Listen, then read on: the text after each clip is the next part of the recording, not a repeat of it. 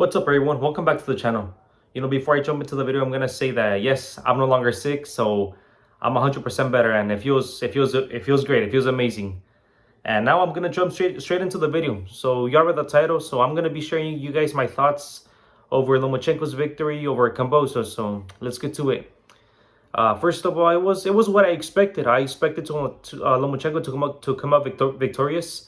I think that he had a great performance. Obviously, if I'm being honest with myself and also with you guys, I think he didn't perform the same as we were used to seeing him performing a couple of years ago when he was in his prime, especially at the smaller weight classes at 130, 126. But overall, he got the job done. So hats off to him. He's a champion again, and if I'm not mistaken, I think it was the only piece of jewelry or piece of hardware that he was missing, which was the IBF belt. The pretty red belt. At the smaller weight classes at 135, he was able to collect the WBO, the WBC, the WBA, and now he's got the full collection. So that's a big accomplishment, and congratulations to him. He's back on top and a champion again. But to break down the fight, I think Lomachenko started collecting data early, based on what I've heard when it comes to George Kambosos.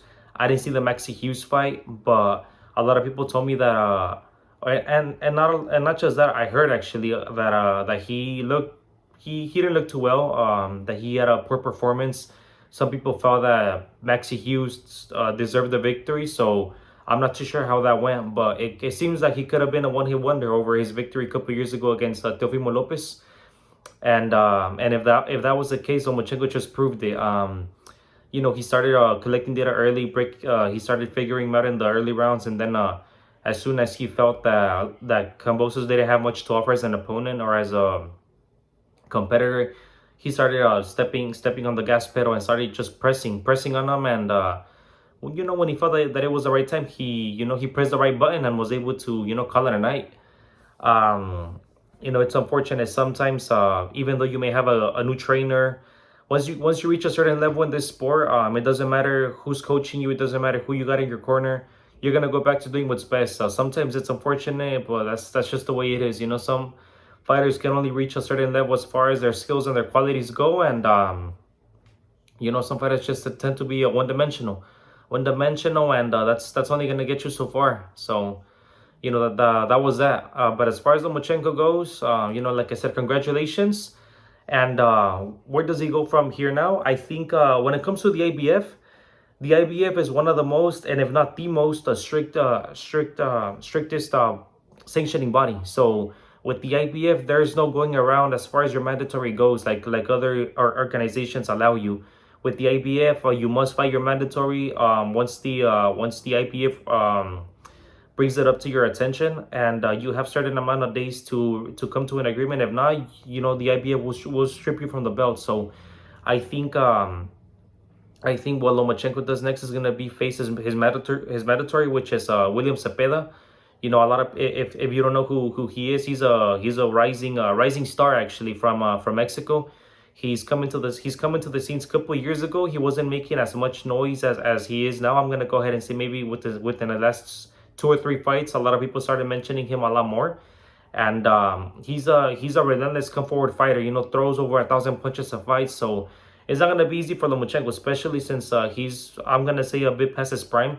I don't think he's beat up to the point that he's gonna lose to fighters with lesser capabilities or lesser abilities. But I do think that age is catching up to the guy. Like I said, he didn't perform the way we're used to seeing him perform. He had an amazing performance, don't get me wrong. He looked phenomenal.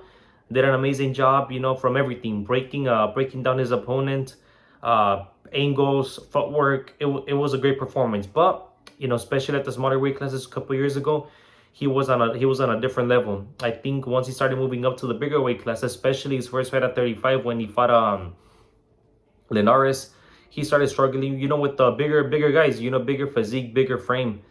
And even though the Linares fight was highly competitive, it had everything in a boxing match: knockdowns, knockouts, back and forth action. It was a great fight. Both fighters gave us a great night of boxing. But that's when I realized that Lomachenko, he maybe not having trouble, but he started needing to do more, having to put in more work as far as fighting bigger guys. And now that he's reaching his late 30s, Camaron, which is William Cepeda's nickname, he's coming up the ranks, a young fighter who's hungry, looking to reach the peak of boxing. He it's gonna be a great and a tough fight for both. Cepeda has never had an opponent of the caliber and the experience of Lomachenko in front of him, so it's gonna be a great fight, and it's gonna be a tough fight for both. I think that's where Lomachenko goes next after his victory, and after he's he's become a world champion again. His next fight is gonna be with his mandatory, and I'm expecting a great fight on that. Um, those are my thoughts over yesterday's fight, Lomachenko and Kambosos, and what I think is next for Lomachenko. I think he's got Cepeda to go after, and then if Lomachenko or if Cepeda comes out victorious, one of them, we may get to see the big unification. So we got Navarrete fighting this upcoming weekend. We have Navarrete fighting for the vacant WBO belt against Baranchik, and then we have Tank, of course, fighting I believe June 18th, if I'm not mistaken. He's fighting Frank Martin. So once Lomachenko and also Shakur, we can't forget about Shakur. Once Shakur gets over his fight, I'm not too sure when he's fighting. I know that it's coming within the next month and a half or so. Hopefully we get the big fights. So we're gonna have nothing but great talent in the 135 division as far as Lomachenko. Although like I mentioned, he's maybe not in his best years anymore. He still has something left in the tank to give these guys a run for their money. Lomachenko, Tank, Cepeda, Navarrete, it's and Shakur. It's a great roster where we can get these matchups going on. Like the old days where the best fought the best, unification after unification, and styles make fights. If someone lost, they didn't get knocked down the stairway.